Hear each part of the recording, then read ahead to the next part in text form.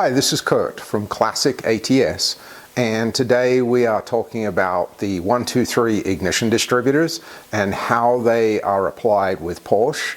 Now, 123 has been around for about 10 years. They make ignition distributors primarily for European cars. They don't have any real offerings towards the American car market yet. That could change. And I want to just kind of discuss the pros, the cons. We've been testing for a good solid week and writing curves for different applications. Everything is tested on our ignition distributor machine instead of in a vehicle, which allows us to do a lot of different things. It allows us to look and see, are our programmed advances equal to what we're actually seeing outputted? For Porsche applications, we have it hooked up to a CDI box, so we can see how that distributor is responding. Most of the information on their website is very hard to understand, and especially coming from me where I've had a lot of experience in the ignition world and understanding how things work. Some of the ways they do things is a little tough to get by. We've been talking with the factory with a problem that we have encountered, and they've been very responsive so far, but at the time of filming, we still don't have a fix for one of the issues that we're running into. So let's kind of dive in and see what they are and see if it's something that might work for you. So why I think these are a good fit for vintage Porsche is availability. So if we take an ignition distributor like this is out of a 911E, it's a 70 through 71 model. These distributors are getting pretty old now. They can be rebuilt, but if you are missing one or for some reason it cannot be rebuilt, replacing this is a challenge. Also, just some things inside. Bosch is discontinuing items, and availability of all parts that go into these is tough. So sometimes you're left with an option that's not very good. More so with the 911T range. The 911E, 911S, these distributors are a little easier to come by. The 911T range is a different story. The actual replacement distributor for those cars was discontinued over 20 years ago, and just buying a core now, you're looking at $800 to $1,000, and then you're going to spend another $400 to $500 rebuilding it.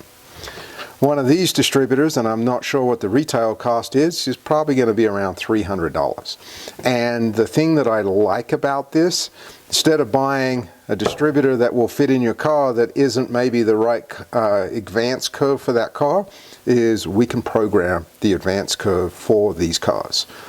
Now, one of the things that the aftermarket will typically latch onto is the performance. I can program my ignition curve to get more performance out of the car. I have a 911T, and if I program it with a 911S ignition curve, I'm going to get an instant 40 horsepower increase. Well, doesn't work that way.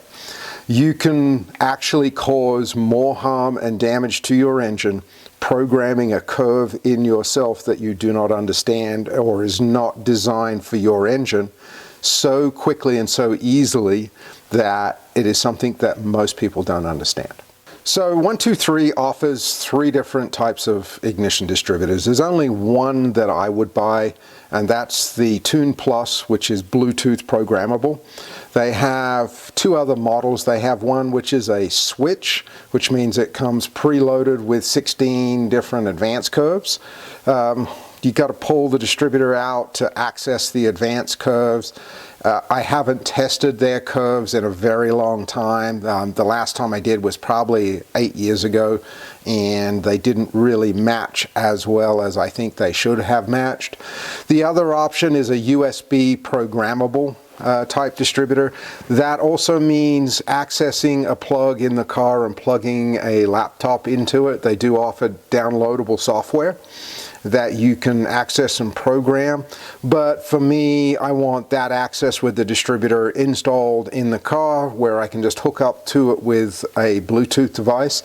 Right now, we're just using a cheap tablet, and this is, you can pick these up anywhere. We just bought it at Walmart, cost about $85, $90 after tax, and it's got all of our different programs that we've developed loaded on it, and that way I can just select whatever program I am working with. Right now I can open it. It'll show me the advanced curves that we've set and a vacuum curve. So that's another one of these points, is they are able to accept vacuum retard and vacuum advance, and we'll get into that in just a little bit, though programming that side of things is where we have run into difficulties. Programming the mechanical side, not so much, pretty straightforward once you hit your points, but that vacuum side, without a distributor machine and a vacuum pump and being able to really map it, being able to do it yourself on the car, with a vacuum pump and a timing light, you're going to be there for days to get it right. A lot of experimentation involved. So when it comes to programming these on a mechanical curve, here's some of our factory curves on Porsche distributors. What you're looking at doing is picking specific points in that curve to program for, and the software will fill in the rest. So you don't have to program every 200 RPM change or every 2-degree change to plot that curve, unless it does something that you're not expecting. If it's a fairly linear curve, like this one is fairly linear, I can pick a point here and pick a point here, bring a straight line through and let the software autofill. On a curved starting curve here, that is something where I would probably plot a couple of points, but there are limitations to the software. For example, they'll only let you have 10 points of programming, and 2 of those points you can't change, the 500 RPM and the 8000 RPM setting. The other thing, from a mechanic standpoint, this is all done in engine RPM and engine advance, and for me, I've got to wrap my head around that because I'm so used to working in distributor RPM and distributor advance. For a DIY homeowner, it's probably a little easier. It's just something, after 35 years of doing it, it's hard to go, oh wait, I'm programming in engine. So when I set up a curve, for example, if we look at this curve, I've got my starting RPM, and I usually give it a 1-degree start, but it ramps up to that. And then you can also bring it and just say 0 at 1000. My next point, which is like on this graph, this one's stretched out. This is a pretty close curve to this one.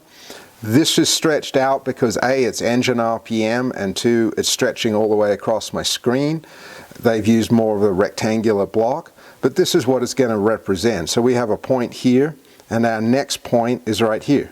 Then I've got my flat line point, which equals the flat line on the distributor right here, and then a climb up to my maximum RPM where it comes out.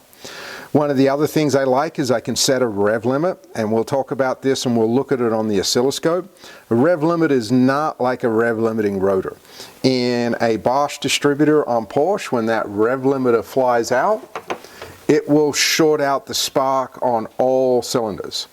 You could, if you were so motivated, overcome this 7100 rev limit if you kept your foot into it, because it's randomly dropping cylinders. Your tach's going to look funny and it's going to have a misfire, but you could still drive through it. It's what's called a soft rev limit. So it's supposed to just give you an indicator, hey, you're going too fast on the engine, back off.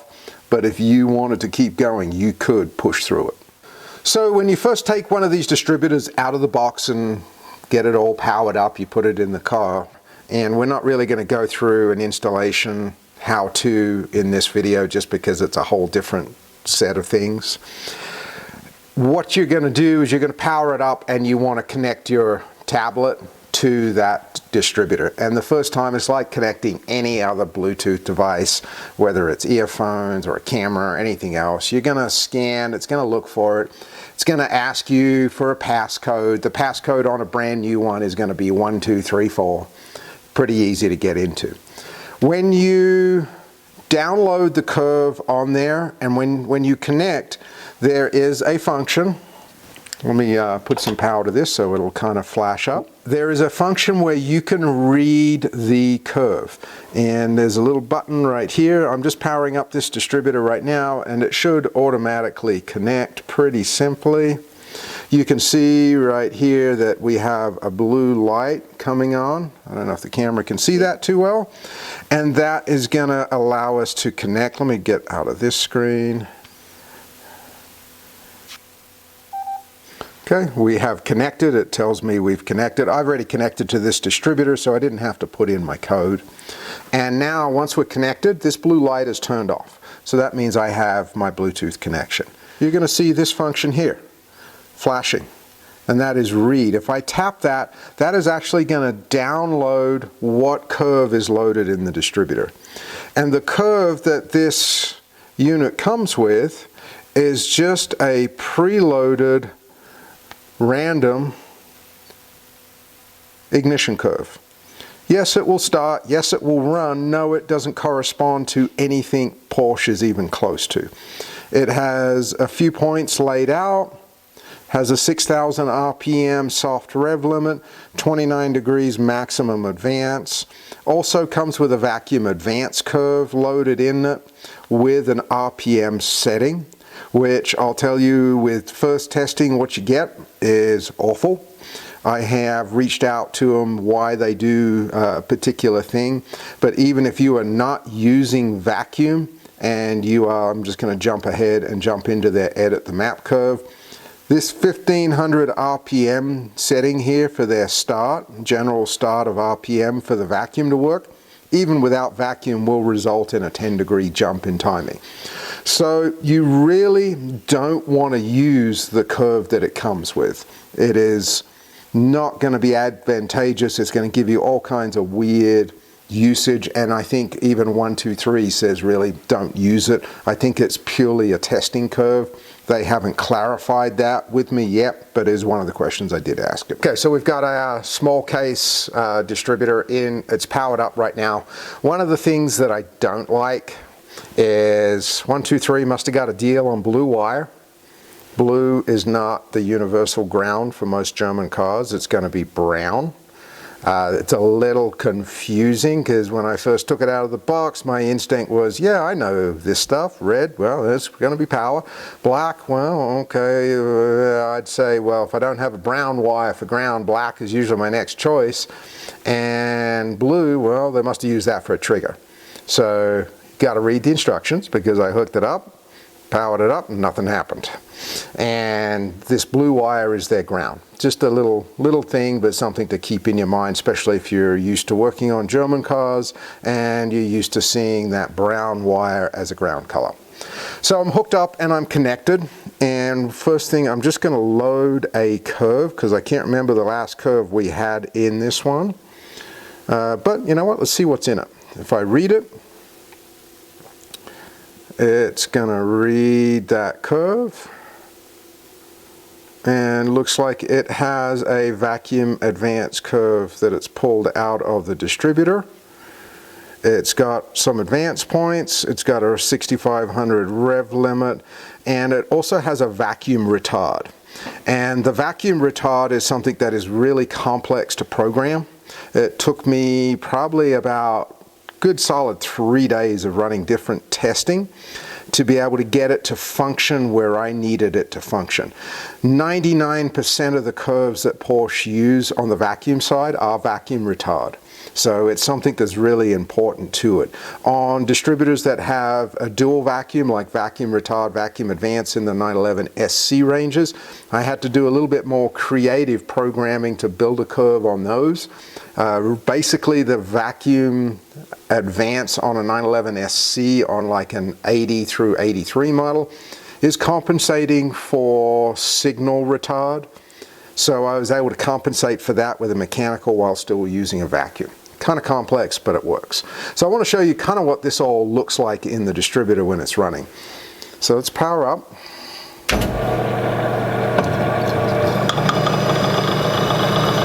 And I'm just zeroed my distributor.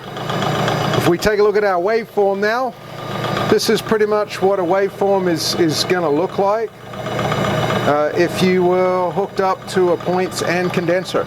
It's a square wave. You can see this is normally when the points would open, this high spike up, and then comes back down, settled. So pretty standard kind of waveform. You can see it's just an electronically generated signal instead of a mechanical signal.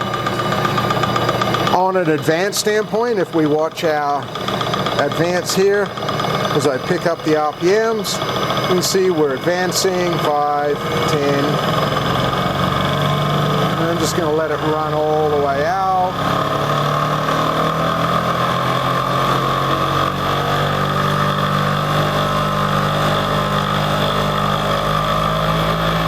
Okay, right now we can see how everything's flashing. My dwell's gone away. If we zoom in, this is their rev limit. This soft rev limit is where they are cutting out cylinders. So if I bring it back down, there's all of our cylinders in. Bring it up, there's their soft rev limit. But from a mechanical curve and programming, it's all pretty close. There's a little bit of signal retard, which is from the electronics, but really overall not bad. It's within a couple of degrees. I was able to program my maximum curves and everything was fine there. The vacuum retard stuff was a little different. So this is my vacuum line here. I'm just going to power up my vacuum pump. What we're looking at is when that vacuum comes in and how much retard that we are getting at the same time. I didn't want this to be too early. So right now we have about ½ an inch of vacuum and it hasn't fired yet. As I start to come in, I want to see around 1 inch to 1.5 inches of vacuum before my curve starts moving.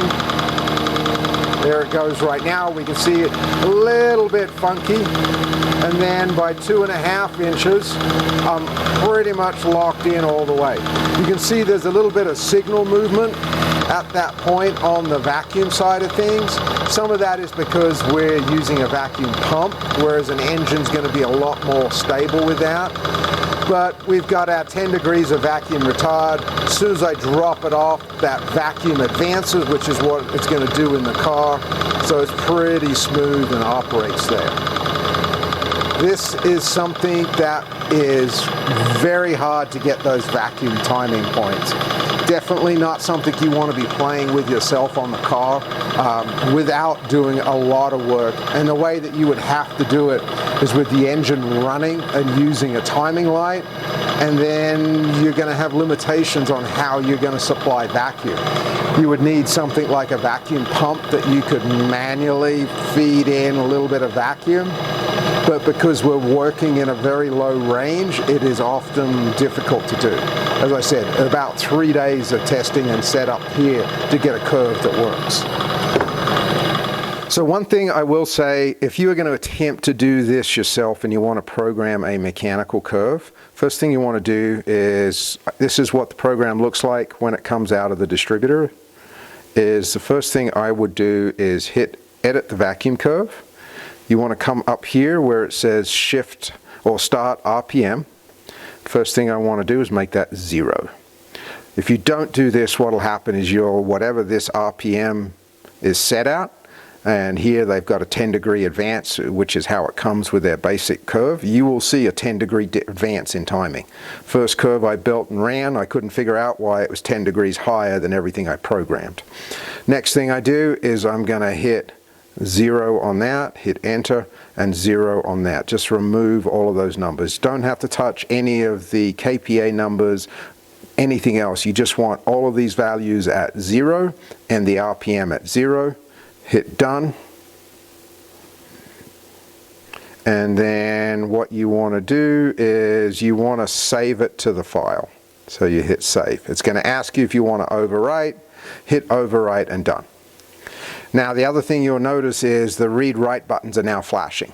That's because it's seeing, hey, you've changed the program and you are connected to a distributor.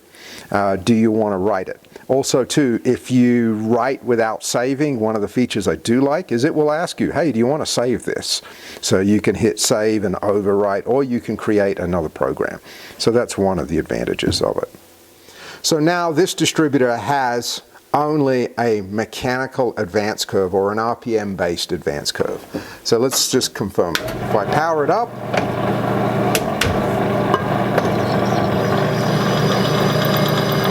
and we're gonna sit there and run. If I apply vacuum, we shouldn't have any change in our timing, which we don't. I've got 5 inches of vacuum on it, so there's nothing there. And then we should still have our advance curve. Oops, I think I'm running in reverse.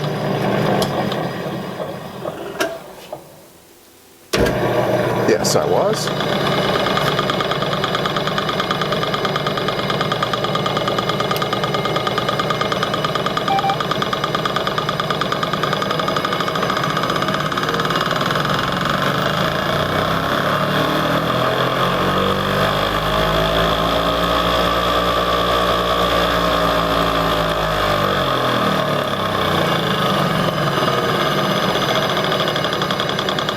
And then comes back down to idle. So these distributors would represent all of the early 911s with the vacuum function all the way up to 77. So that's applications 64 through 69 with just a standard inductive ignition. So that means you would connect your power and coil triggers directly to an ignition coil. From 69 on, it would be 3-pin CDI boxes. Same deal, your trigger wire here is going to go directly to your CDI trigger, and power and ground, you are going to have to bring those signals in. Ground, I would connect directly to the timing cover on the 911 engine. Power, you need to bring ignition power into it. So now that covers pretty much all of those cars. Let's take a look at what they're doing for the 6-pin CDI cars. So that's 911 turbos and 911 SC models. Okay, so we've spoken about the square wave distributors for the early cars. This is their inductive pickup distributor. And what they've done is they've created a waveform that will fire a 6-pin CDI box used in 911 SCs, the 75 through 77 3-liter turbos, and the 78 through 89 911 turbos. We have kind of looked at it, and I want to show you what the waveform looks like. It's very different than the Bosch distributor, and put up on the screen what a Bosch distributor looks like. It does work for testing. I've got it hooked up to a 6-pin CDI box, power up our oscilloscope, and just take a look at what that's going to look like. So I'm just going to run it at slow speeds. We just want to look at our waveform. What we're looking at here is they're still using a square wave signal, and the CDI box is actually firing on the seconded negative going waveform, which is by design how it works. One of the issues that I did face with these is on these cars, the wiring coming through here is not shielded. That is something I would definitely do in a Porsche application. I'm just going to crank the RPM up a little bit. I have no problems with that tack operation, that's working. One of the issues that we did face, and I'm just going to zoom in. If we zoom in fairly closely, is we're starting to get some electrical noise on our firing side. We can see here, this is the firing where the CDI box, this long line here, but it's starting to show up. At some point, if it got a large electrical spike, because there is a positive going waveform that could arm the CDI box, at some point this could cause a firing event, an unwanted firing event. So I would definitely look at shielding these wires in a 6-pin application just to make it safer so you don't cause any damage. Zoom back out. But on this particular one, We can run it all the way through its rev range. Right now we're doing 5,000 RPM. Everything looks fairly normal. I'm just going to look at the rev limit. So the rev limit is set at 6,800.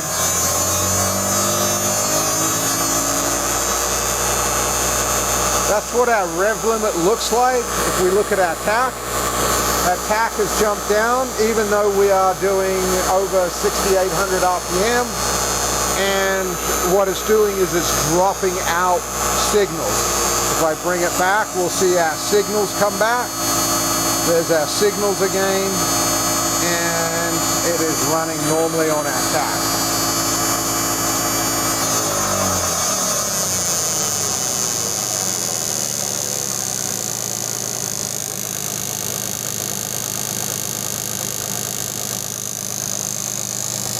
So other than being a square wave signal, it will fire, it works against the box. I've got some pretty extensive run time on it.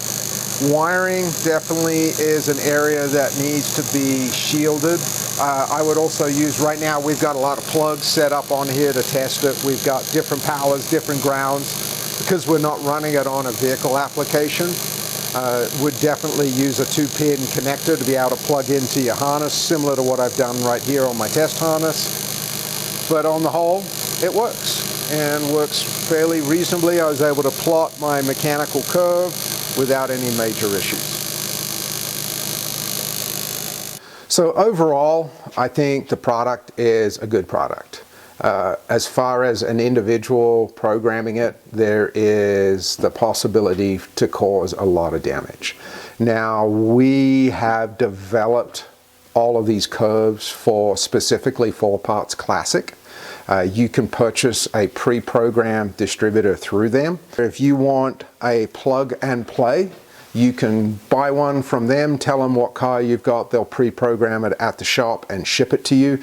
You then just have to install it and start driving. Set your ignition timing and off you go. If you are going to purchase one of these and try and program it yourself, that is a different case. Unless you have a lot of experience with doing this, I would not recommend doing a crazy advanced curve. And even some of the mechanics out there have some interesting opinions on what advanced curves should and shouldn't be. It is certainly doable, and if that's something that you're capable of, by all means, go ahead, buy one, put it in. But just be very careful when you're setting those timings. So another point where these distributors are kind of a must, in my opinion, is modified cars. Even though I'm not a huge fan of modified cars, because typically the modifications just are not thought through well enough, this is one application where you can, for example, a 911 SC, if for some reason you feel you have to take the fuel injection off and put carburetors on. This distributor is the ideal replacement for your existing Bosch distributor, in that you can program it, or you can even buy one. We've created some advanced curves for cars that have been converted to carburetors, where you can plug this in and have a functioning and working advanced curve that does not rely upon multiple vacuum inputs that cannot be generated with carburetors. So this is another reason why I can see a good bonus point of using these distributors. So at the beginning of the video, I said that we were having still one problem that we're talking to 123 about, and that is with their boost retard function. In their app for turbo applications, they give a programming space where you can program a certain amount of boost retard. And the problem that we're facing with that is the programmed values are not matching actual values on the distributor machine. So I've just downloaded the program that we have loaded in the distributor right now. This is a turbo program, mechanical curve, and my vacuum retard curve with no boost calibration. The problem I'm having is as soon as I apply boost pressure to the distributor, it's mimicking what I have programmed for the vacuum retard. First we'll do vacuum retard, which is functioning correctly. So just establishing a baseline, distributor's running just under 1,000 RPM. I'm going to apply vacuum to the distributor, and we get 10 degrees distributor retard, exactly what it should be doing, nice and controllable. And then if we want to look here on our KPA numbers, as I increase that vacuum, we can see our vacuum KPA changes accordingly. So everything working on that side. Where my issue is, and we're just going to apply pressure. I'm going to apply about 110 kPa. And literally, as soon as I start applying pressure, we're at 10 degrees retard. I've got 117 kPa. So this is in a 911 turbo application. So even though I have programmed it to be 0 for boost control, I have 20 degrees retard, which is going to cause an engine burnout. As soon as we get some clarification on that issue from 123, we can update this video for turbo applications. But right now, I would not recommend using one of these distributors in a turbo application. Even if you just set a vacuum retard to match a factory curve, I was having issues even with boost control turned off. When I would apply boost to the pressure sensor in the distributor, the amount of retard it would give me matched my programmed vacuum retard. So that was a major issue that could cause major damage in a turbo car. So at this point, wouldn't use them until we can get it rectified. They also cover 4-cylinder cars. We didn't really talk too much about it. We've developed the 4-cylinder curves. They're a very straightforward mechanical type curve or RPM based curve. Those distributors are also available at Parts Classic. You can purchase them for the early 356 or the later 356 all the way through your 912s. They have a curve for that. All in all, the distributor is a good product. I like it. I like its adaptability, and I think if it's something where you don't have a distributor or you have the wrong distributor and don't want to spend a fortune, it is something that you can purchase and put in your car, have it running very quickly. I would have no problems using it in one of my cars. Hope this helped. If you have any questions, please send us a comment. I try and answer pretty much everything. Sometimes it can take a day or two, but thanks for watching and good luck.